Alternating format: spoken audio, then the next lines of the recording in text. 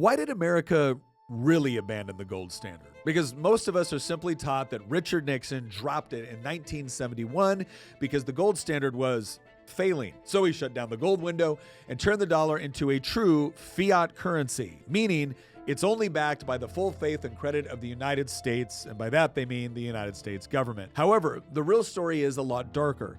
In fact, by 1971, the U.S. was actually bleeding gold and was just a few months away from running out entirely. But to understand why the gold standard really came to an end, we have to go back to 1944. With the end of World War II just a matter of months away, representatives from the Allied powers gathered at Mount Washington Hotel in Bretton Woods, New Hampshire, to work out what the post-war financial system would look like. What they came up with became known as the Bretton Woods Agreement. And under it, every major currency was pegged to the US dollar, and the dollar was pegged to gold at $35 per ounce. The idea was that other countries would hold dollars and they could redeem them for gold whenever they wanted. And this was supposed to help facilitate international trade and create stability within those markets. But there was a fatal flaw in the system, and two economists spotted the crisis more than a decade in advance. In the 1950s, the Belgian economist Robert Triffin went before Congress with a warning. He said, if the dollar is the world's reserve currency, America has to run deficits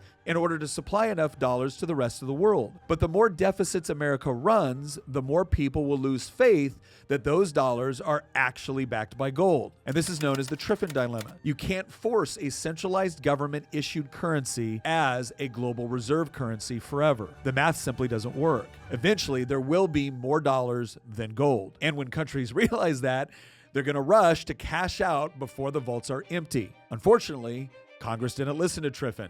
But you know who did? The French. Jacques Ruff, the chief economic advisor of French President Charles de Gaulle, saw the entire Bretton Woods system as a scam. America got to buy anything it wanted with paper IOUs, while the rest of the world could only get dollars by selling real goods that other people wanted. Calling this system an exorbitant privilege, Ruff warned the French president that the United States would inevitably default on the gold standard. De Gaulle responded by calling America's bluff. He held a press conference declaring that gold, not paper dollars, should be the only currency used for trade. But then he took it a step farther. He actually sent the French Navy to New York City to exchange all of their US dollar reserves for gold. Other countries and even private individuals began to follow suit.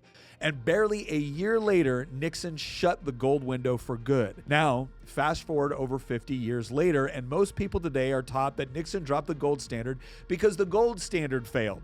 But the truth is, the gold standard didn't fail. It was abandoned because it placed limits on the very people who hate limits with respect to currency, namely certain politicians, bankers, and central planners.